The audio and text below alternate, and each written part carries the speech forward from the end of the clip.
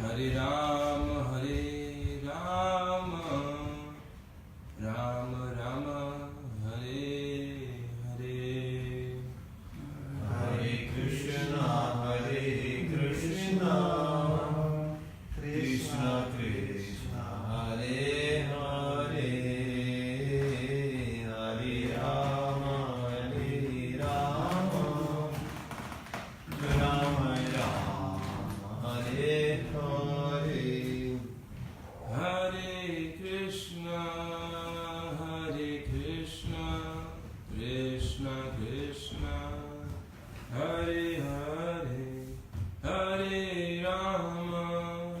Hare Rama, Rama Rama, Hare Hare, Hare Krishna,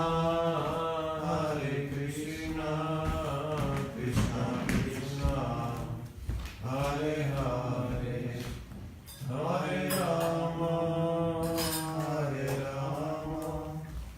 Rama Rama,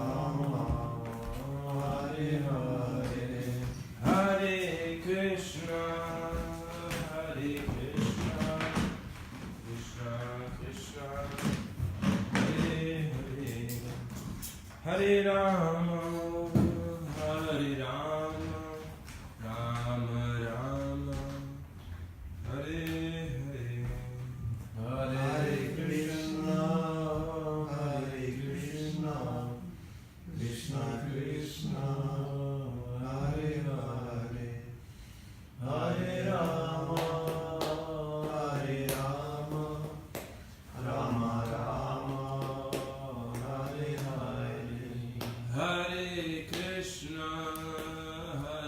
Krishna, Krishna Krishna, Hare Hare, Hare Rama, Hare Rama, Rama Rama, Hare Hare, Hare Krishna,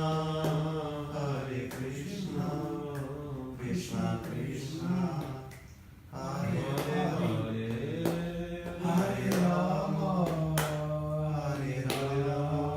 Rama Rama, Hare Hare, Hare Krishna, Krishna Krishna, Hare Hare, Hare Rama, Rama Rama, Hare Hare,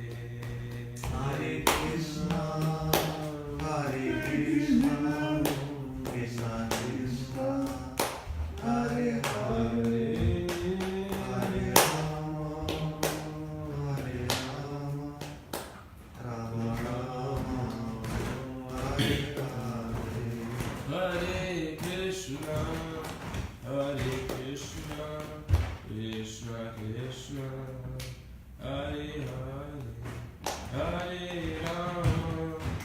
Hare Rama, Rama Rama, Hare Hare, Hare Krishna, Krishna Krishna, Hare Hare,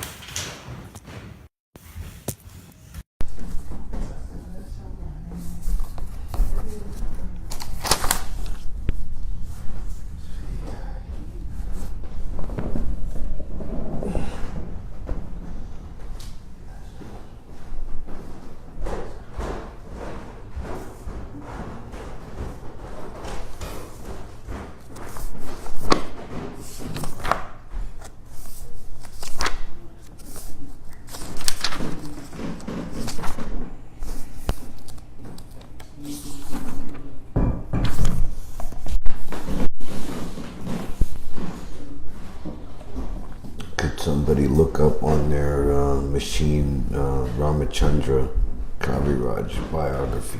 Yeah.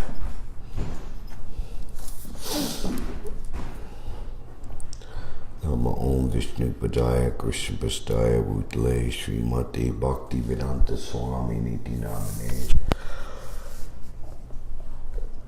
Namaste Sarasvati Deve Gauravani Pacharane Nirvishesha Sunyavadi Paskita Deshatarane Om Jnana Timirandasya Jananjana Shalakaya Chakshur Anmilidam Yena Tasmai Shri Gurave Namaha.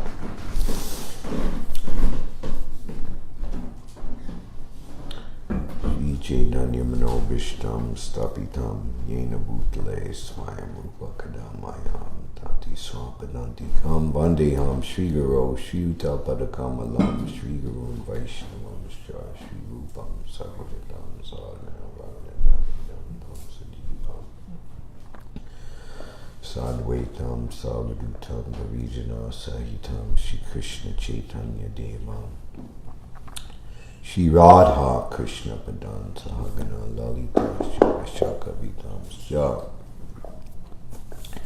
Hey Krishna Karuna Sindhu Dina Bando Jagatpate Gopisha Gopika Kanta Radha Kanta Namastute Jayatam Surto Pangor Mama Mandana Tirgati Matsar Basva Padam Bojo Radha Madana Mohan Ob Divin Bedniranya Kopajrumadan Śrīmad-Bhāgavatam Sanasto Radha Srila Govinda Devo Prastalabi Sevyamana Swami Shriman Rasa Rasarambi Vamsi Bhatta Titastita Karshan Famous Margopir Gopinatha Shri Estrinath Tapta Kanchana Gaurangi Radhe Vrindavaneshwari Vishvanu Sadevi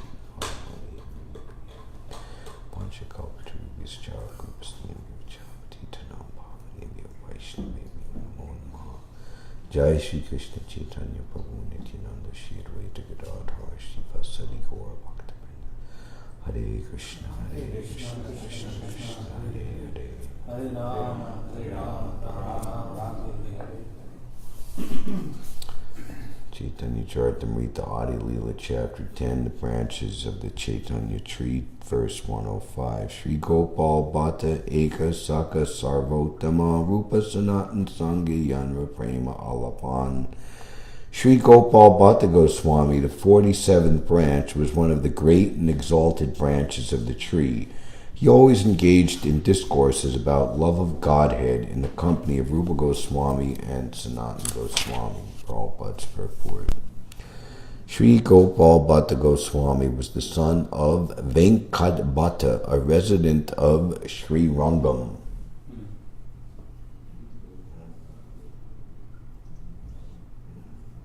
Gopal Bhatta formerly belonged to the disciplic succession of the Ramanuj Sampradaya, but later became part of the Gaudiya Sampradaya.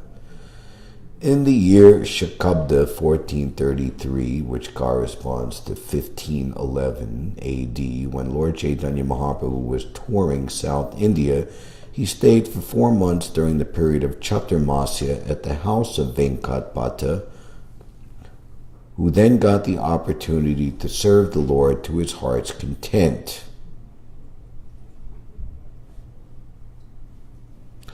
Gopal Bhatta also got the opportunity to serve the Lord at this time.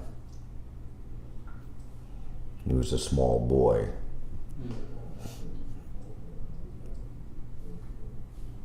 Perhaps no more than 10 years old or even younger.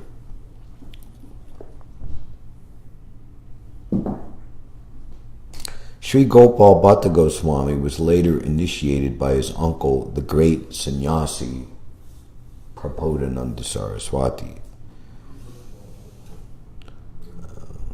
He became a very celebrated Vaishnava. His samadhi is near the Kaliya Ghat in Vrindavan. He wrote books such as Vrindavan Mahima Amrita and Navadvip Sataka and other very important literatures. Both the father and mother of Gopal Bhatta Goswami were extremely fortunate, for they dedicated their entire lives to the service of Lord Chaitanya Mahaprabhu. they allowed Gopal Bhatta Goswami to go to Vrindavan, and they gave up their lives thinking of Sri Chaitanya Mahaprabhu. When Lord Chaitanya was later informed that Gopal Bhatta Goswami had gone to Vrindavan and met Sri Rupa and Sanatana Goswami, he was very pleased. And he advised Sri Rupa and Sanatana to accept Gopal Bhatta Goswami as their younger brother and take care of him. Sri Sanatana Goswami, out of his great affection for Gopal Bhatta Goswami, compiled the Vaishnava Smriti,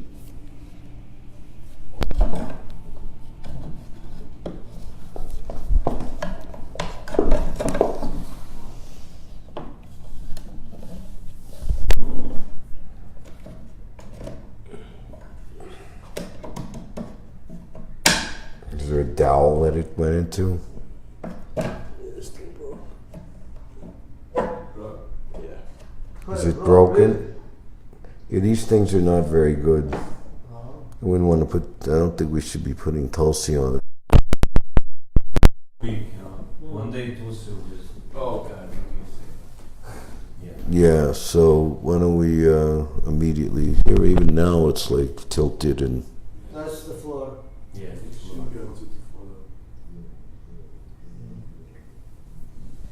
This is broken or it's just the way it... Popped out, but there's also a little, there's a piece, there's a chunk missing. All right.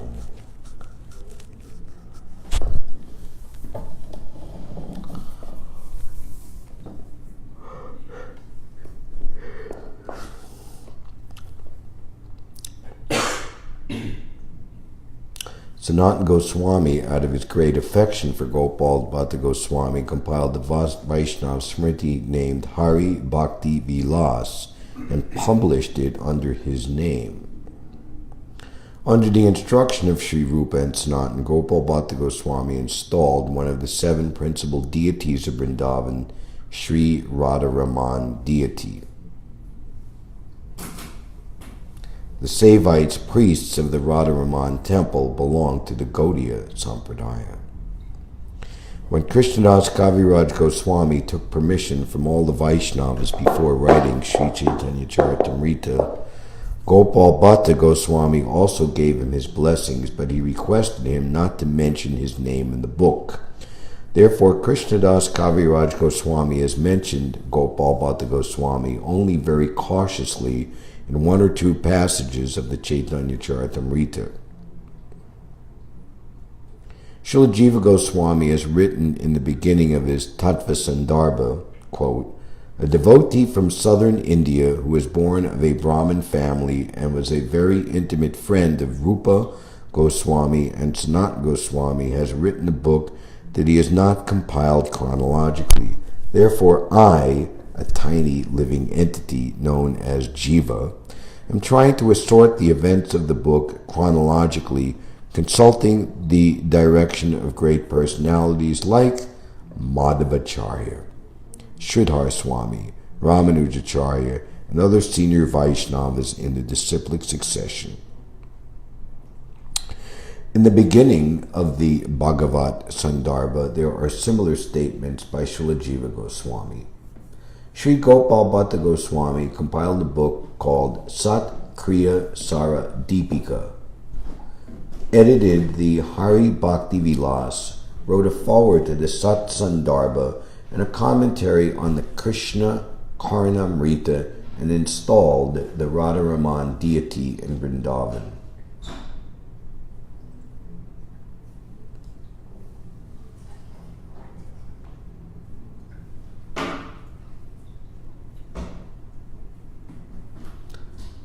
Srinivasacharya and Gopinath Pujari were 2 of his disciples.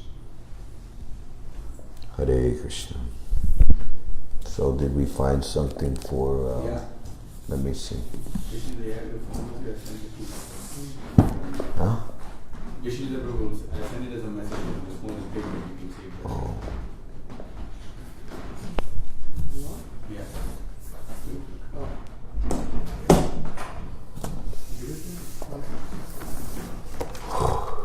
Oh, here we got a chip on the subway. another trip on the subway, huh? Two. How long have these been in here? Huh? Oh, it expired last July. Yeah, this can be donated to the garbage pail. Donation.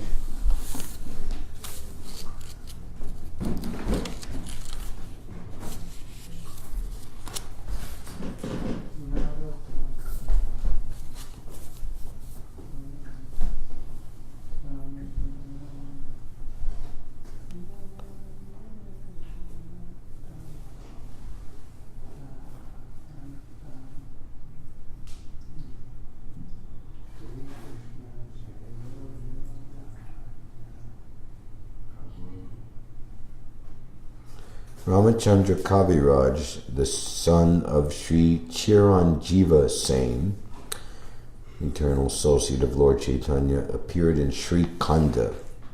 Ramachandra Kaviraj was especially earnest, beautiful, intelligent, energetic, and enthusiastic, said one biographer. Although married, Ramachandra and his wife, Ratanala, had no material attachments. They stayed fully engaged in the loving service of Sri Chaitanya Mahaprabhu. They had no children. With steadfast devotion, he served his spiritual mother, his spiritual master, Śrīnivāsacārya. In Vrindavan, Sri Jiva Goswami gave him the title Kaviraj, King of Poets. So Śrīnivāsacārya was the disciple of Gopal Bhatta Goswami, and Ramachandra Goswami became the disciple of Śrīnivāsacārya. In Vrindavan, Sri Jiva Goswami gave him the title Kaviraj, King of Poets. He wrote the following beautiful verse.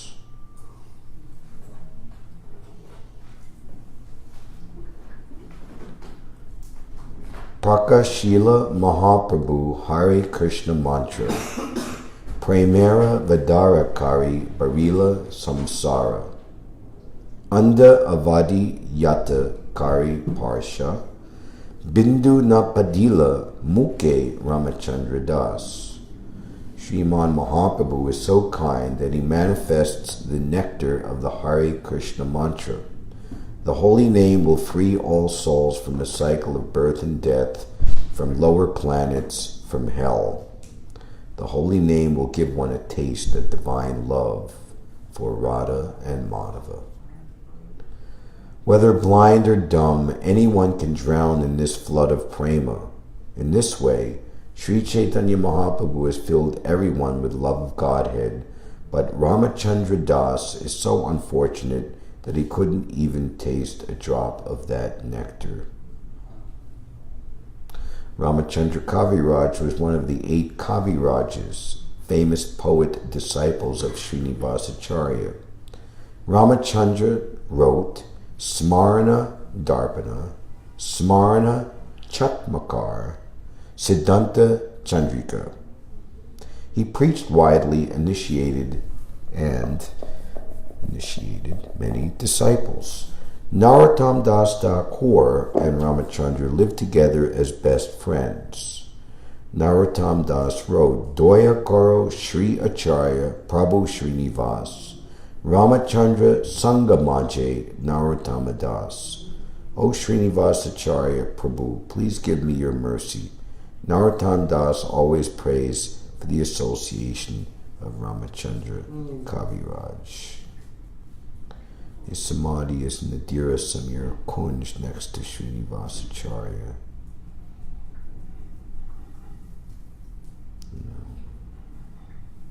Srinivasacharya, Ramachandra Kaviraj, and I believe Hemalata Thakurani, 3 samadhis in one place. Ramachandra Kaviraj Ki Jai. Jai. Open eyes.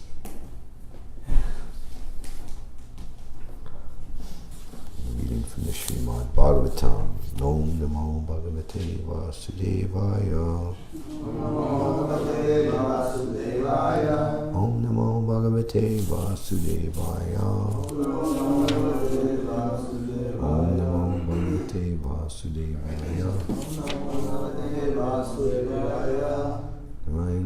Samskritya Naram Chaivanarottamam Devim Sarasvatim Vyasam Tato Jayamudirayat Nastapreshu Bhadreshu Nityam Bhagavata Sevaya Bhagavati Uttama Shloke Bhaktir Bhavati Naistiki. Canto 1, Krishna is the source of all incarnations. This is verse 8. Right? 9. Are we in agreement? Verse 9? Yes, sir.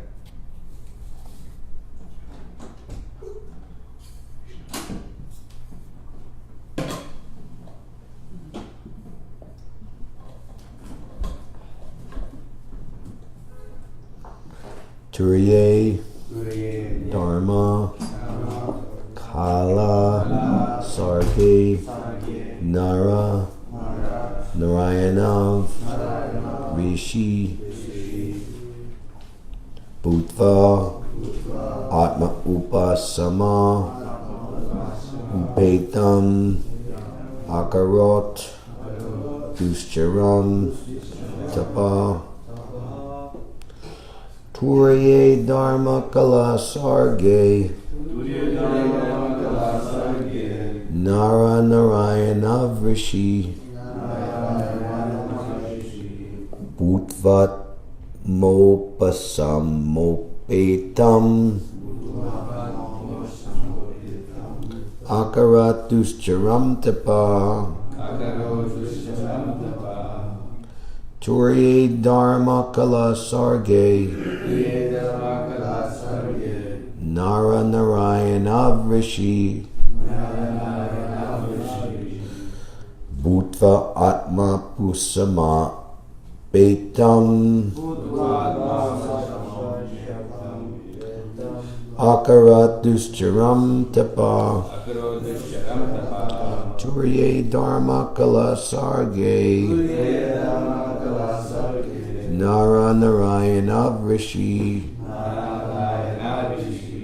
Bhutva Mopa Samopetam Akarat Dushcharam Tapa.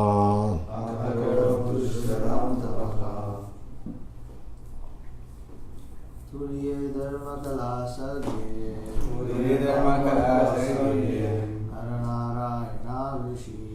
Naranarayana Rishi Bhutvatmo Pasamopetam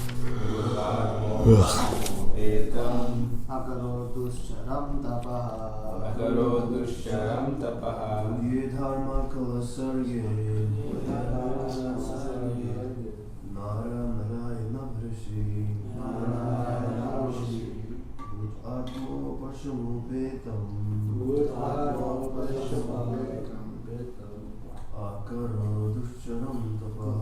Akaro Dushcharam Tapaha Turiye Dharma Kala Sarge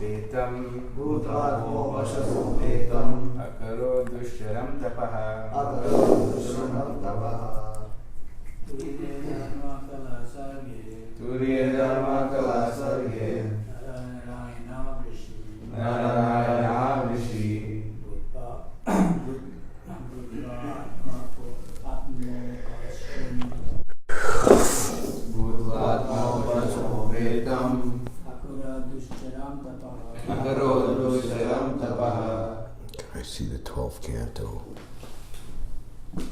Turiye Dharma Kala Sarge Naranarayana Rishi Bhutvatmo Pasamopetam Akaro Dushcharam Tapa. Take it all away. Turiye in the 4th From the fourth of the line. of the line. Dharmakala, Dharmakala, wife of Dharmaraj. life of Dharmaraj. Sarge, Sage, being born of. being born Naranarayano, Narayano, named Nara and Narayan. named Narayana. Rishi, Rishi, sages. sages. Bhutva, Buddha, becoming. Krami, Atma Upasama, Atma, Vajjana, controlling the senses. controlling the senses. Upetam, Vedam, for achievement of.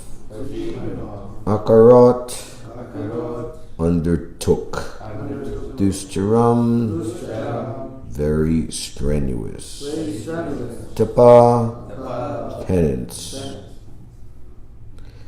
In the fourth incarnation, the Lord became Nara and Narayan, the twin sons of the wife of King Dharma. Thus he undertook severe and exemplary penances to control the senses. Purport. As King Rishab advised his sons, tapasya, or voluntary acceptance of penance for realization of the transcendence, is the only duty of the human being. It was so done by the Lord himself in an exemplary manner to teach us. The Lord is very kind to the forgetful souls. He therefore comes himself and leaves behind necessary instructions, and also sends his good sons as representatives to call all the conditioned souls back to Godhead. Recently, within the memory of everyone, Lord Chaitanya also appeared for the same purpose, to show special favor to fallen souls of this age of iron industry.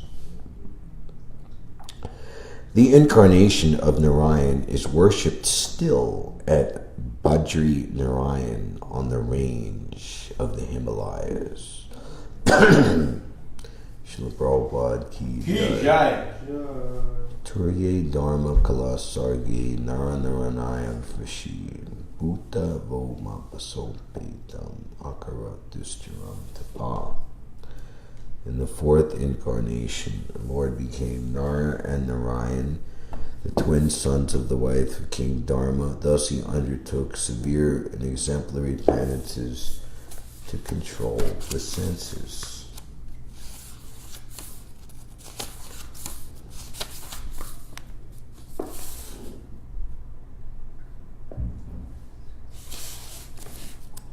So this chapter is called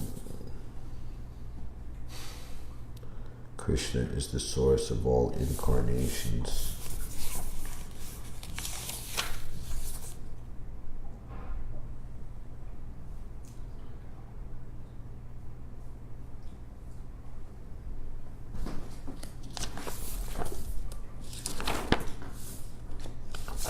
Can I get one of those Chant Hare Krishna bookmarks that's behind the Upakana Upadesh over there, please? Yes, sir.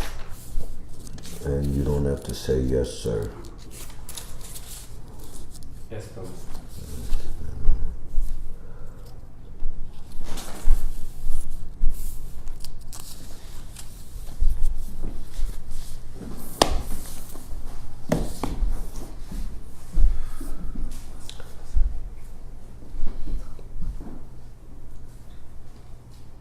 So the main point being made here, and this is exemplified by the incarnation of the Lord as twins, Nara and Narayan, is that tapasya, or voluntary acceptance of penance for realization of the transcendence, is the only duty of the human being.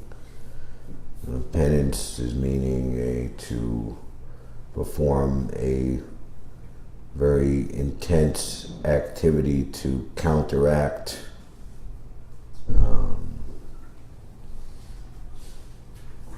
bad things that were performed in the past that you are getting a reaction for. So because we've been performing so much activity for such a long time in rebellion, motivated out of envy against the Lord, thereby we've been given this material body which is programmed to try to chase after illusory sense gratification, that the snowball avalanche effect of all of this is that it is very, very, very difficult to get free from the constant prompting to perform more material activities which will perpetuate and deepen our bondage and knot of material attachment in this material world. So penance is required to counteract all of that. And that penance should be done with proper realization of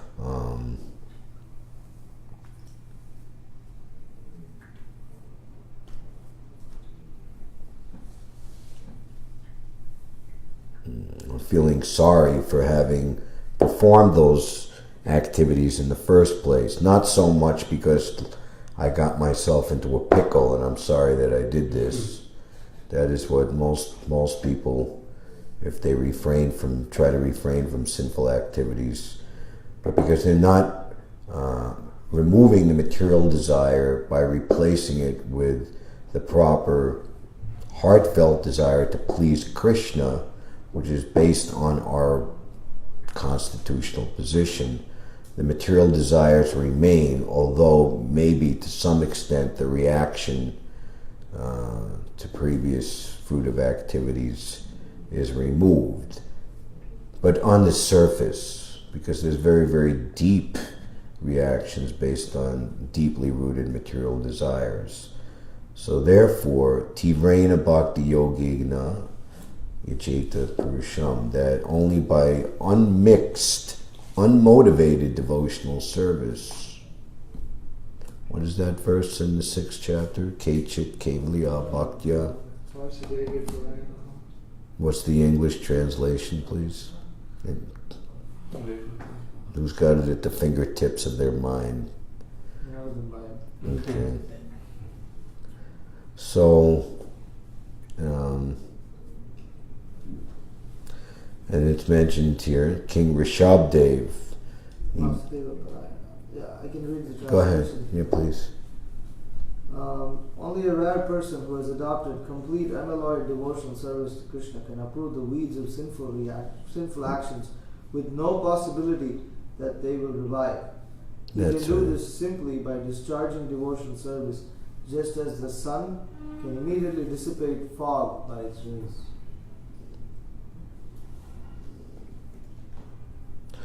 So,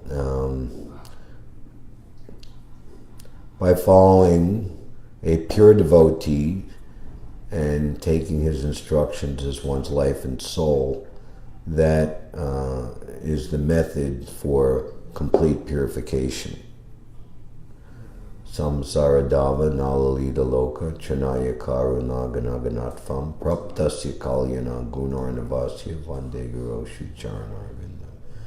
The spiritual master is likened unto a cloud that passes over the ocean of mercy, that is Lord Krishna himself, absorbing that mercy, and just as a very heavy, thick and pregnant with water cloud diffuses a monsoon of rain indiscriminately, equally over the entire land, so the spiritual master extinguishes the fire of material existence, or the blazing fire of material desire, by showering down the rain of mercy of Krishna. And that mercy is attraction, ecstatic love of Godhead, feelings of ecstasy in love of Godhead. And Prabhupada mentions here, and this is very, we should take this as prophetic prophesizing, prophetic for each and every one of us individually. People want to, astrology or is there a term for trying to find out who you were in your past life? Yes. What's that called? Called regression. No, I mean in terms of regression. no. I mean, in Sanskrit, is there like a part of astrology or? It's like Jyotish usually, right? Jyotish usually tells you. That's ascertained by astrology, that can be ascertained. Jyotish. I mean, I could translate it like Purva Janma or something like Okay. that. There's not separate discipline for that. Okay. It's part of astrology. So here Prabhupada says, recently within the memory of everyone. So can you remember what you were doing in the early 1500s? Yeah. About, Distributing books. when Jack the Ripper was 150 years ago or so. I was a chipmunk around when you were eating something and I ate Let's this. say you Jack the Ripper. Okay. Could be. Professor Durkheim was asking Prabhupada in Germany in 1974 or 5, what's the best type of chanting?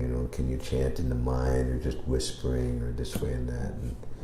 Which you actually can. It's like Haridas Thakur chanted a third of his rounds in the mind, a third of them barely audibly, and a third of... You should chant loudly, because then even the trees and the birds and the small animals, they'll all hear you and they'll get benefit. So perhaps we were like a chipmunk on the road when Nagar Kodruma Nadia, what was that? Bhajan Mahajan. Right, so maybe when they came by we or a monkey, we tried to lick a banana peel, it was tossed, But anyway, in terms of the incarnation of the Lord who comes once in a day of Lord Brahma, we're very, very lucky that just 500 years ago the Lord came. And when the Lord comes, it's very, very, very powerful, and certainly not only influencing the present age, but influence for all eternity, just as people are worshiping Krishna with great enthusiasm. Mostly, or up until Prabhupada's coming in India, there are hundreds and thousands and millions of Krishna temples since time immemorial. And Lord Ramachandra was worshipped in the Treta Yuga, but how many Ram Bhaktas are there in India? So many. The Lord is very kind to the forgetful souls. He therefore comes himself and leaves behind necessary instructions. So, in whatever incarnation the Lord comes in, the message is more or less the same, that, my dear sons, this material world is not your real home. You cannot be happy by material sense gratification. Come back home, back to Godhead, and develop your lost relationship with me. That always, for the conditioned soul, involves performing tapasya. What did Lord Rishabdev tell his sons? Tapo, what's the famous verse? My dear boys, one should not endeavor for sense gratification. Lord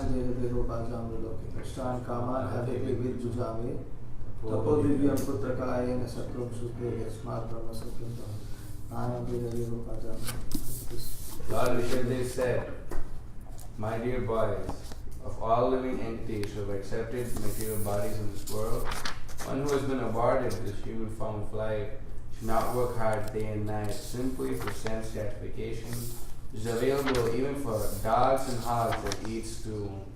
One should engage in penance and austerity to attain the divine position of devotional service. By such activities, one's heart is purified, and when one attains this position, he attains eternal blissful life, which is transcendental to material happiness and which continues forever. Which verse is that? 551.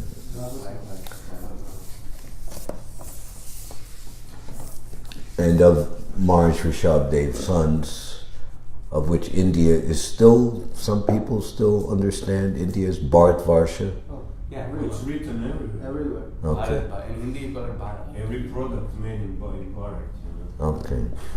Was the best of Maharaj Rishabhadev's sons, even ordered the other sons to follow his example. The sons save and accept minus 9, the Nava-Yogendras, who immediately went away to become Paramahamsas. So of the remaining sons, King Bharat was the best. And the performed exemplary tapasya. And Lord Rishabhadev himself.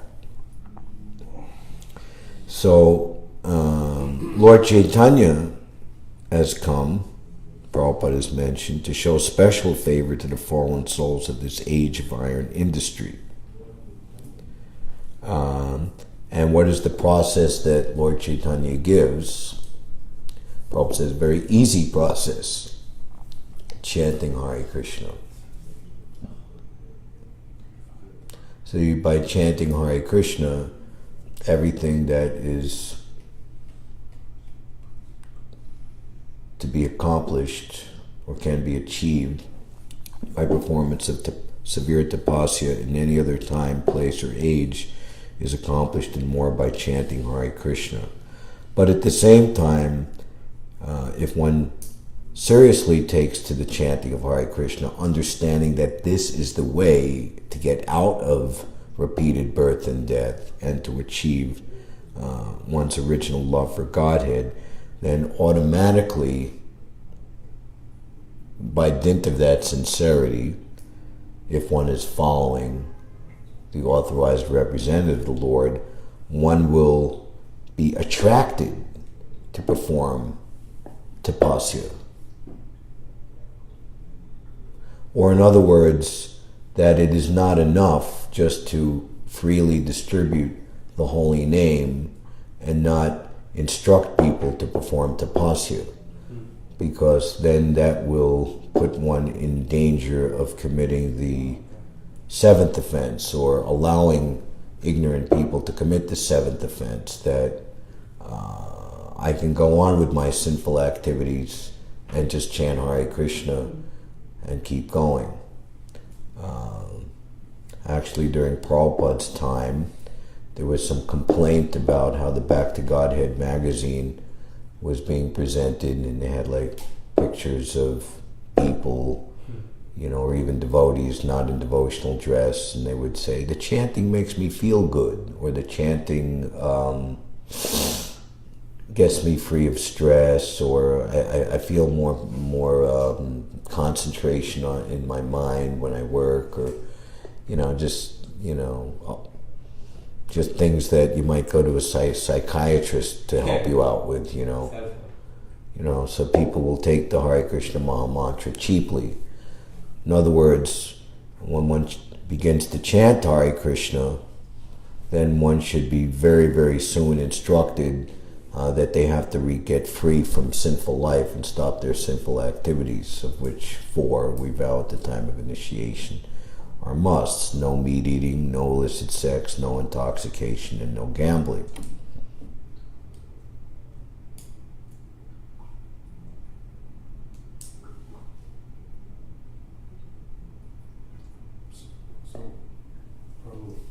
I'm not done. We'll wait till I'm finished with the class. So as mentioned here, we are directed to understand the 4th incarnation of Nara-Narayan. And Nara-Narayan, they actually appeared in this world because they wanted to give mercy and show their appreciation for the intense tapasya performed by Markandeya Rishi. It's described that From Lord Brahma down to the insignificant ant, no one is free from the allurement of the illusory energy, Maya. So there's a wonderful account of Markandeya Rishi, his tapasya in the latter part of the 12th canto. This is after Maharaj Parikshit passed away, which was basically the conclusion of the Śrīmad-Bhāgavatam, but the sages, wanting the nectar to go on and on, asked Sutta Goswami more questions. So because of that, there are another 4, 5, 6 chapters in the Bhagavatam. Shaunaka said, O Sutta, may you live a long life. O saintly one, best of speakers, please continue speaking to us. Indeed, only you can show men the path out of the ignorance in which they are wandering. According to Jiva Goswami, the sages saw that Sutta Goswami was about to end his narration, and thus they urged him to first tell the story of Markandeya Rishi. I'll be looking in the 8th chapter of the 12th canto. So his austerity was so great that he survived the devastation of the previous day of Lord Brahma and is still living in the self-same body as Markandeya Rishi.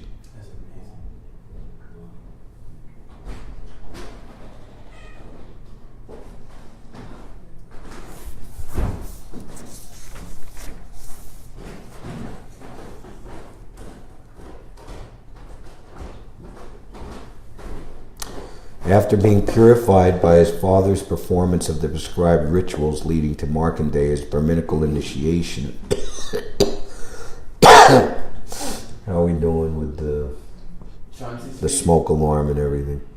The prescribed rituals, Markandeya studied the Vedic hymns and strictly observed the regulative principles. He became advanced in austerity and Vedic knowledge and remained a lifelong celibate. Prabhupada said, if you remain a strict brahmachari throughout your whole life, he gave a very high percentage, I can't remember exactly, or even more than that, your chance of going back home, back to Godhead is assured. And correspondingly, by accepting married life, then your chances decrease dramatically, which we might add, especially at the current time in Kali Yuga. Appearing most peaceful with his matted hair and his clothing made of bark, he furthered his spiritual progress by carrying the mendicant's water pot. At the sacred junctures of the day, he regularly worshipped the Lord in 5 forms: the sacrificial fire, the sun, his spiritual master, the Brahmins, and Supersoul within his heart. He was devoted to austerity and Vedic study. Markandeya Rishi worshipped the Supreme Master of the senses, the personality of Godhead, for countless millions of years, and in this way conquered unconquerable death. Lord Brahma, Bhrigu Muni, Lord Shiva, Prajapati Daksha, the great sons of Brahma, and many other among the human beings, demigods, forefathers, and ghostly spirits all were astonished by the achievement of Markandeya Rishi. In this way, the devotional mystic Markandeya maintained rigid celibacy through penance, study of the Vedas, and self-discipline. With his mind thus free of all disturbances, he turned it inward and meditated on the Supreme Personality of Godhead, who lies beyond the material senses. While the mystic sage was thus concentrated his mind by powerful yoga practice, the tremendous period of 6 lifetimes of Manu passed by. So in a similar way, but on a very small scale compared to this, if we simply become absorbed fully to the best of our ability in serving the mission of Srila Prabhupada, we'll see that our whole life will go by very nicely. This whole, you got to think about what you're going to do when you're older, and and you got to prepare for your future. This is all foolishness, all unnecessary waste of energy and anxiety for nothing. We've already been given a complete life, you know. O Brahman, during the 7th reign of Manu, the current age, Lord Indra came to know of Markandeya. So Indra, he's always...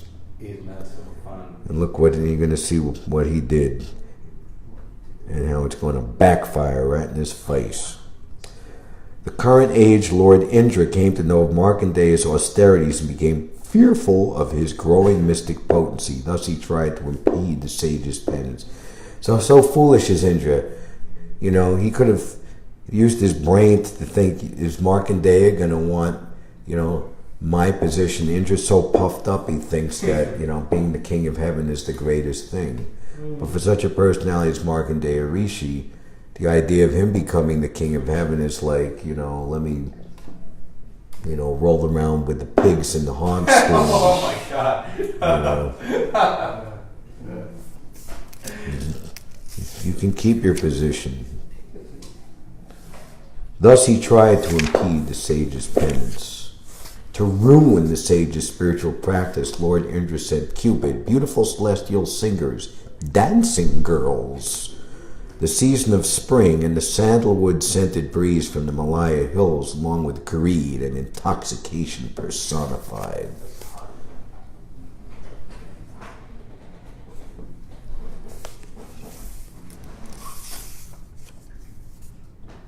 The springtime breeze, sent by Lord Indra, entered there, carrying cooling drops of spray from nearby waterfalls.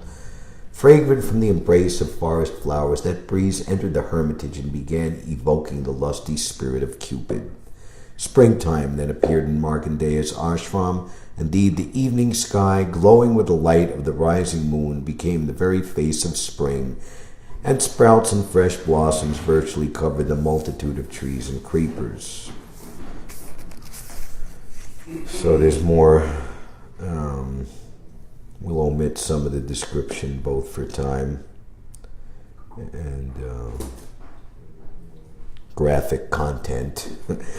The servants of Indra found the sage sitting in meditation, having just offered his prescribed oblations into the sacrificial fire. His eyes closed in trance, he seemed invincible, like fire personified. The women danced before the sage. This is just so rude and just so obnoxious. You know, in proper Vedic times, you know, chaste women would never even think of coming before, you know, sannyasi or brahmachari and exhibiting, and would always keep themselves. Even it's described that there would be the inner part of the house where the women stayed, and the husband, the head of the house, would have an outer place, and there he would receive guests. And if to entertain the guests, even to bring him water, it would be done indirectly. Not that the woman would come and give to him. And because the woman, being herself completely sympathetic to the attempt of the brahmacharya sannyasi to remain undisturbed in his mind, in his practice in the renounced order, would be very much ashamed to do anything that would disturb the brahmacharya sannyasi. Knowing the potency of the illusory energy, she would stay away. Out of respect. And we all know what the opposite of that is. The women danced before the sage, and the celestial singers sang the charming accompaniment of drums, cymbals, and venas, while the son of passion, greed personified, Spring, and the other servants of Indra all tried to agitate Markandeya's mind. Cupid drew his 5-headed arrow and fixed it upon his bow. The Apsara, Punjikastali, made a show of playing with a number of toy balls. Her waist seemed weighed down by her heavy breasts, and the wreath of flowers in her hair became disheveled. As she ran about after the balls, glancing here and there, The belt of her thin garment loosened, and suddenly the wind blew her clothes away. Cupid, thinking he had conquered the sage, then shot his arrow, but all these attempts to seduce Markandeya proved futile, just like the useless endeavors of an atheist. Oh my God. O learned Shaunika, while Cupid and his followers tried to harm the sage, they felt themselves being burned alive by his potency. Oh my God. Thus they stopped their mischief, just like children who have aroused a sleeping snake. O Brahman, the followers of Lord Indra had impudently attacked the saintly Markandeya, yet he did not succumb to any influence of false ego. For great souls, such tolerance is not at all surprising. So the epitome of false ego is to think that I can enjoy the womanly form, opposite sex. So if one has conquered the false ego, then one has also conquered this attraction. The mighty King Indra was most astonished when he heard of the mystic powers of the exalted Markandeya and saw how Cupid and his associates had become powerless in his presence. Desiring to bestow his mercy upon the saintly Markandeya, who had perfectly fixed his mind in self-realization through penance, Vedic study, that's why we have to read Srila Prabhupada's books, and observance of regulative principles, the Supreme Personality of Godhead personally appeared before the sage in the forms of Nara and Narayan. So now there's a very nice description of them. One of them was of whitish complexion, the other blackish, and they both had 4 arms. Their eyes resembled the petals of blooming lotuses, and they wore garments of black deerskin and bark, along with the three sacred thread, 3 strands. In their hands, which were most purifying, it's described in one place that by meditating on the hands of the Lord, to the source of all activities, all of one's activities become purified. Whoa. Oh, wow. So here it's described their hands, which were most purifying. They carried the mendicant's water pot, straight bamboo staff, and lotus seed prayer beads, as well as all the purifying Vedas in the symbolic form of bundles of dharma grass. Their bearing was tall, and their yellow effulgence the color of radiant lightning, appearing as austerity personified. So again, it's mentioned that they performed exemplary penance and austerity to teach the conditioned soul. So they're appearing before Markandeya, such a great person. Markandeya Rishi is living still in the Himalayas. It's described later. Appearing as austerity personified, they were being worshipped by the foremost demigods. These two sages, Nara and Narayan, were the direct personal forms of the Supreme Lord. When Markandeya Rishi saw them, he immediately stood up and then, with great respect, offered them obeisances by falling down on the ground like a stick. The ecstasy of seeing them completely satisfied Markandeya's body, mind, and senses, and caused the hairs on his body to stand on end and his eyes to fill with tears. Overwhelmed, Markandeya found it difficult to look at them. Standing with his hands folded in supplication and his head bowed in humility, Markandeya felt such eagerness that he imagined he was embracing the 2 lords. In a voice choked with ecstasy, he repeatedly said, "I offer you my humble obeisances." He gave them sitting places and washed their feet, and then worshipped them with presentations of arghya, sandalwood bulb, fragrant oils, incense, and flower garlands.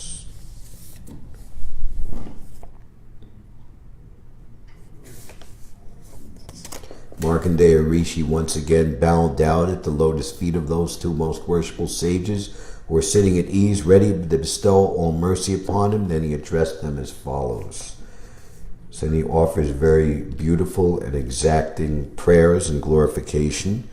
O Almighty Lord, how can I possibly describe you? You awaken the vital air which then impels the mind, senses, and power of speech to act. This is true for all ordinary conditioned souls and even for great demigods like Brahma and Shiva, so it is certainly true for me. Nevertheless, you become the intimate friend of those who worship you.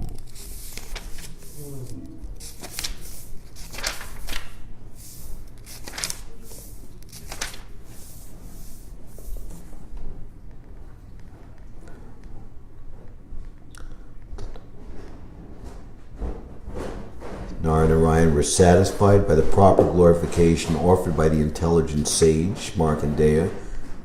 Thus, the Lord addressed that excellent descendant of Bhrigu. My dear Markandeya, you are indeed the best of all learned Brahmins.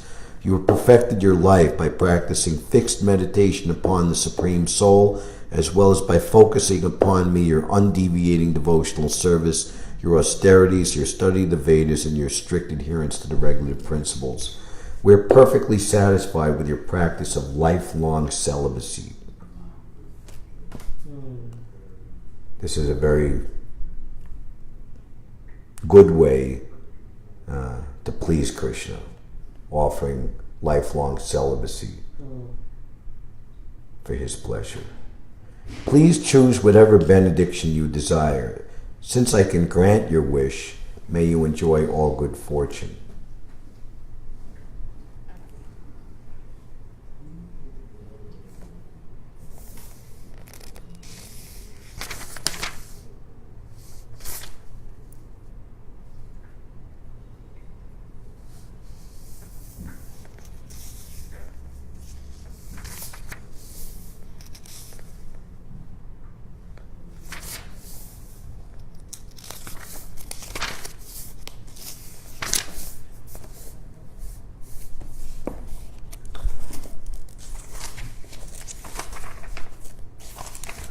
Later, Markandeya Rishi was blessed by Lord Shiva and Goddess Uma, and they benedicted him.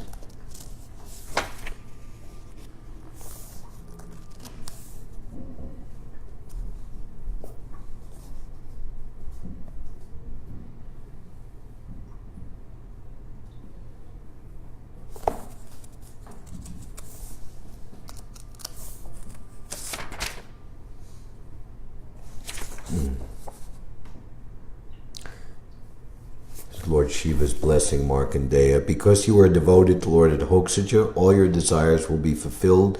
Until the very end of this creation cycle, you will enjoy pious fame and freedom from old age and death. You have perfect knowledge of past, present, and future.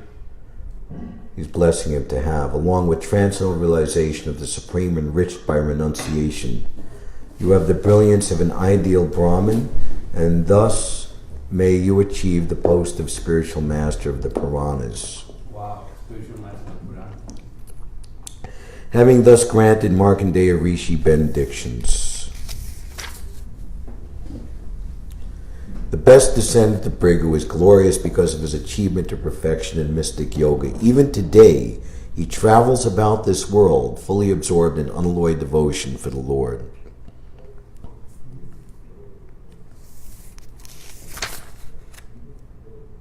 This account of Markandeya Rishi, his meeting with Narayan Rishi, conveys the transcendental potency of the Supreme Lord.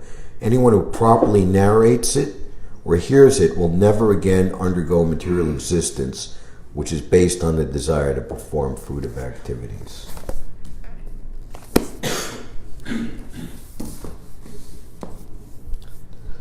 Turye Dharma Kala Sarge Narayana Rishi Bhutva Mo Pasamopetam Akarat Dustanam Tapa.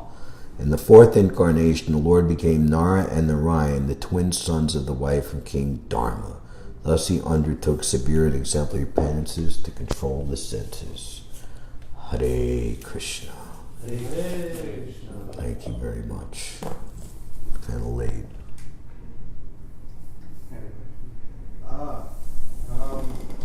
You told me the Can I see you?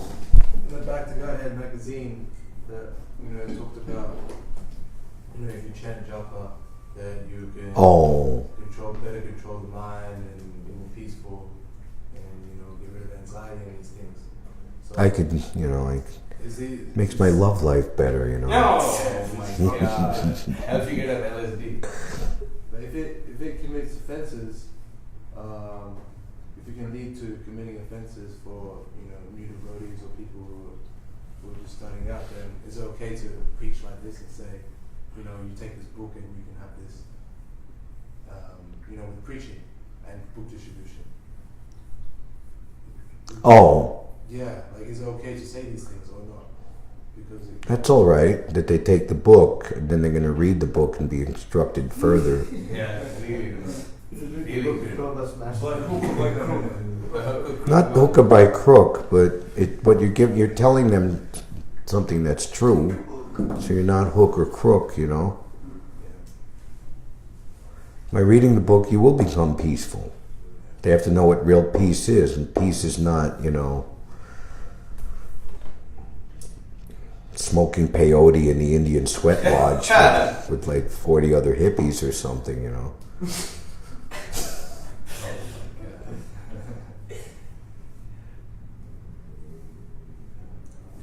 The idea is that by, Prabhupada wanted, along with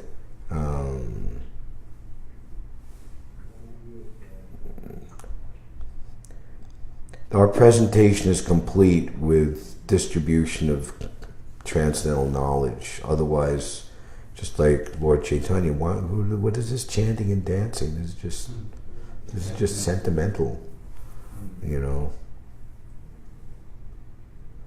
But we have to be prepared to show that this chanting and dancing is based on infallible, absolute philosophy and knowledge.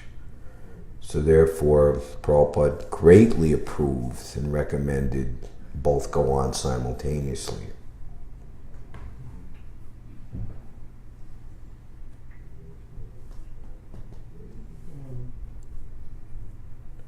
If we're just distributing the chanting of Hare Krishna, but we're not giving them the Siddhanta, then we're distributing the facility for Nam Aparad to people, which is not good. Oh my god. Because the chanting is not meant for that purpose. And people just chanting Hare Krishna and they're engaging in the sinful activities. Krishna's not going to be pleased with that. The purpose of the chanting is to go back home, back to Godhead, and going back home, back to Godhead means giving up material desires and stopping sinful activities. Better to have one pure devotee in the world chanting the pure holy name than to have millions of people chanting Nam Aparad. Anything else? In one class a few years ago, you were saying the breast of a woman, one is the breast of a woman. Speaks. How did we get here? The breast of a woman is, one is attachment to Maya. This is in the third canto. Okay, what's the other? Envy and attachment. Envy of Krishna, attachment. That chapter.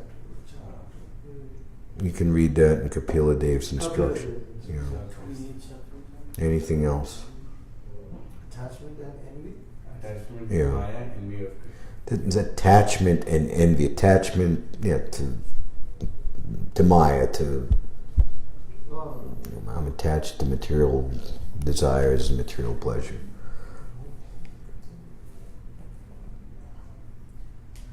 All right. Thank you very much.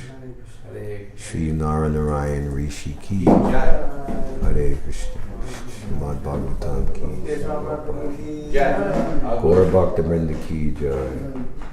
We're off the air?